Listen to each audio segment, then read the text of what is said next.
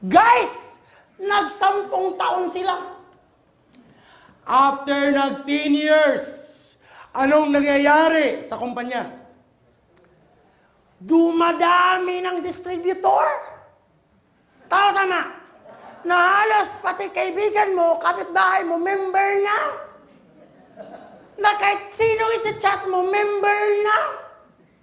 Na kahit pati boyfriend, girlfriend mo, member na. Kasi nga, dumadami sila. Anong tawag nito? Nagiging red market na siya. Can you say red market? Ano ibig sabihin ng red market? Dati, sa isang punong, ikaw pa lang nangisda sa 1 milyon na isda. Ngayon, baliktad na. 1 milyon ang nangisda. Isa na lang ang isda. Ayun hindi. Tama hindi. Imagine, sa daming namingwit, sa daming ng isda, isa na lang isda. Paglabay mo, pang! Yung isda, ano yun? Wow!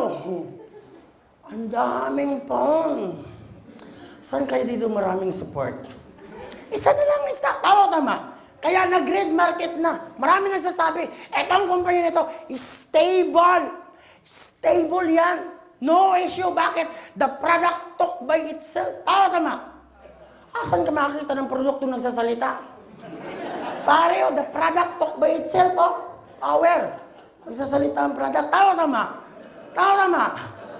Mayroon na bang nakikita product nagsasalita? Pare, nakakatakot yan. Tama? Pare, product nagsasalita, nagdidimo, oh. Wala sa produkto yan. Tama. Kasi nga, 10 years na daw sila. Ngayon, sino na problema? Nung 10 years na nag-red market na, sino na problema? May-ari o distributor? Why? Dumami na sila.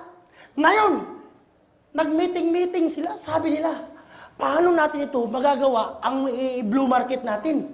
Mag-isip tayo. Sabi nila, mayroon akong idea. Ano? Magtayo tayo ng kumpanya para mag-blow naman. Kaya dito, nabo,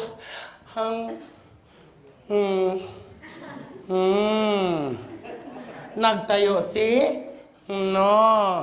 pati si Royal, pati si Santi, pati si Bait.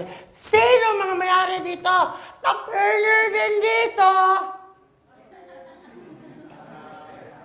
Tama. Nagtayo sila para babalik naman ang blue market. Kasi red na eh. Red na blood.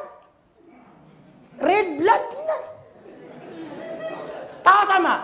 Nung nagtayo sila dito, anong nangyari sa market ngayon? Red or blue? Blue na naman. Bakit? Panibagong kumpanya. At ang panibagong kumpanya, alam malamang, mayroon naman dito mag-001. Tama. At naniwala naman sila sa loafers. Tama. Kasi ang ibang tao hindi naniniwala dito sa loafers. Dito, malamang, naniniwala na sila. Kasi may history na eh. Tama. Kaya ang nangyari, this is the second wave of the history in the industry in the Philippines. Tama. Question, lahat bang pumasok na nag-001 dito? Yumaman hindi? Yumaman. Why? Kasi nga nag-loafers sila. Naniwala sila. Ngayon, maraming yumaman. Ang tanong, nag-10 years na din sila.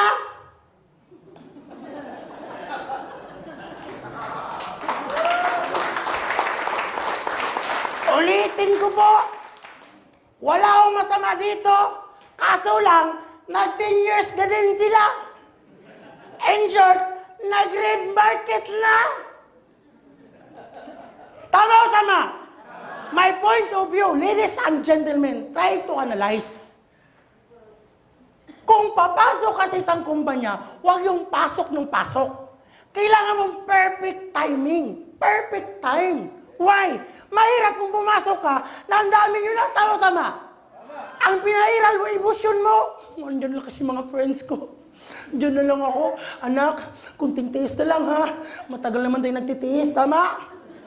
Tama ba? Kasi na-emosyon na. Tama ba yun? Question. Ang tanong ko ngayon, lahat bang nag-001 dito yumaman ba? Yes! Tanong, may nakilala ba kayo na mga top earner dito na nagtayo ng kumpanya ngayon? Yes! Uulitin ko na naman. May nakilala ba kayo na mga top earner dito na nagtayo ng kumpanya ngayon? Yes! Anong pangalan ng kumpanya? And this is the perfect timing. Kaibigan, hindi sa tinayo para tinayo lang. Hindi ho, tinayo namin siya para sa perfect timing. Sabihin mo sa sarili mo, perfect timing. Kaya sabihin mo sa katabi mo, perfect ka talaga. Kaya mag-join ka na. Kaibigan, ang hirap. May mga tao ditong halos tinitingnan pa. Totoo ba talaga yan? Guys, imagine mo naman, Mindanao, walang product. Nagmamarket kami doon. Ang lisensya lang namin, trust, receipt. Trust, receipt. Sa dami doon, guys, imagine, umabot kami ng 200 plus registration sa lahat ng buong Mindanao. Halos baliw ang buong Mindanao sa iWon Corporation. Bakit? Bakit? Imagine, naranasan niyo na bang nag-pioneering? Naranasan niyo na bang nag-pioneering? Kung hindi niyo pa naranasan ngayon, maranasan niyo na sa iWon Corporation. Tanong. May mga taong ayaw pumasok dahil po may pioneering. Okay lang yun. Okay lang. Why? Kung hindi ka papasok ngayon, papasok na ang third wave. Tama. Kung hindi ka papapasok sa third wave, aantayin mo bang mag 10 years naman ang kumpanya? Saka ka mag-abang ng pioneering? Tama. Guys, may mga tao nagsasabi, paano yan, Jun? Baka mag 10 years ang kumpanya, baka mag-red market na naman ang iWon? Tama? Nakarelate ba kayo? Yes. Guys, naisip nyo pa lang yan, nagawa na namin ang paraan. Why? Dahil ang susunod na magsasalita ngayon, ito yung guro sa online marketing.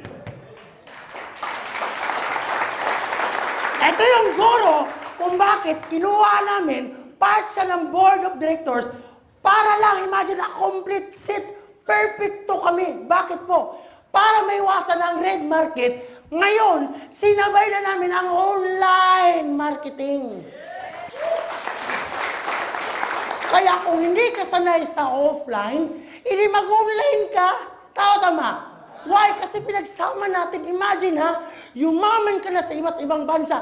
Dito, kapitbahay mo, hindi pa kilala ang negosyo mo. Tama? Ngayon, abutin pa ba ng 10 years bago kayo yaman? 2 taon lang, kaibigan, baka magiging multi-millionaire ka na. Tanong, break ba ang hanap mo? Ito yung break mo. Kaibigan, andyan yung iWon. Andyan ang iWon marketing. Andyan na ba si Dennis? Sa taas. Andyan na ba? Kasi introduce ko na siya. Baka coming pa. Andyan na. So guys, ito ang napakasarap, kaibigan. Pinaghandaan namin lahat. Pinaghandaan. Konting share lang para sa ating guro ng online marketing. Handa niyo na ba makita? Yes. Handa niyo na ba marinig? Yes. Excited ba kayo lahat? Yes. 1 million! 2 iWon! 3 iWon! At milyon-milyong iWon para sa ating Goro Online Marketing Vice President for Online Marketing, Dennis